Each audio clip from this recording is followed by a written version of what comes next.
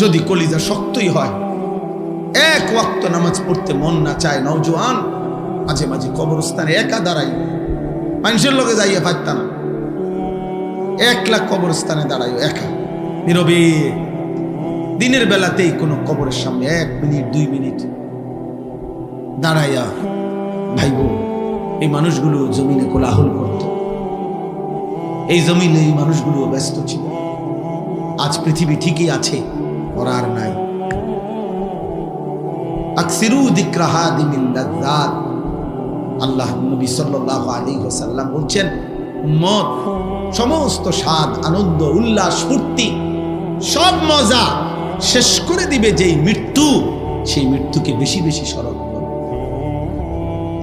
সব সব ঠান্ডা করে দিবে, সব স্তব্ধ করে দিবে, সব স্তব্ধ। আল্লাহ তাআলা বলছেন, মিনকুম মান ইউতাওয়াফা মিন ক্বাবলু, আমার বান্দা মনে রেখো আমি কিন্তু সকলকেই যুবক, সকলকেই বৃদ্ধ মানাই না। মায়ের পেট থেকে বের করার পরে চলতি পথে আমি আল্লাহ তাআলা অনেককেই মৃত্যু দিয়ে ফেলি। দেখ কথা বলে না, জন্মিলেই তো বুড়া হয়, প্রত্যেকটি বাচ্চাই তো নিশ্চিত বুড়ো হয়, বুড়ো হয়। 3 বছরের বাচ্চা কবরে নাই, 3 দিনের বাচ্চা কবরে নাই, 6 বছরের বাচ্চা কবরে নাই। তাইলে তুমি কোন হিসাবে ভাবছো তুমি আরো 30 বছর বাঁচবা? আমাদের মৌলানা মুতালিব হোসেন সালিহি, আমার বন্ধু, মৌলানার ওর মেয়ে বাচ্চা হয়েছিল 1 মাস 1.5 মাস, 1 মাস হয়েছে মনে হয়। এই গত 3 দিন আগে এই বাচ্চা অসুস্থ ছিল, 1 মাসের বাচ্চা, 1 মাস।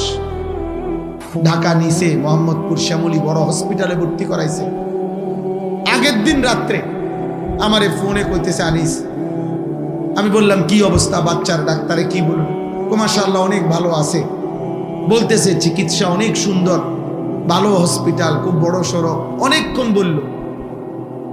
পরের দিন আবার রাত্র 12:30টার দিকে আবার ফোন দিছে, ফোন রিসিভ করছি আর দেখি ও কাঁদতেছে। আরে কি হইল রে, কান্দোস কেন? আমার আদরের বাচ্চা, কোলের বাচ্চা মারা গেছে, এই 1 মাসের বাচ্চা মারা গেছে, রাত 10টায় মারা গেছে। তখন আমি যখন শুনছি তখন 12:30 বাজে। পরে কথা বলতেছি আর সান্ত্বনা দিতেছিলাম, তো বললাম যে বাচ্চাটা এখন কোথায়, তুই কই এখন?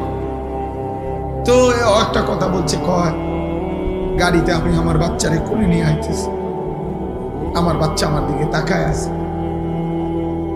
কি ভাই,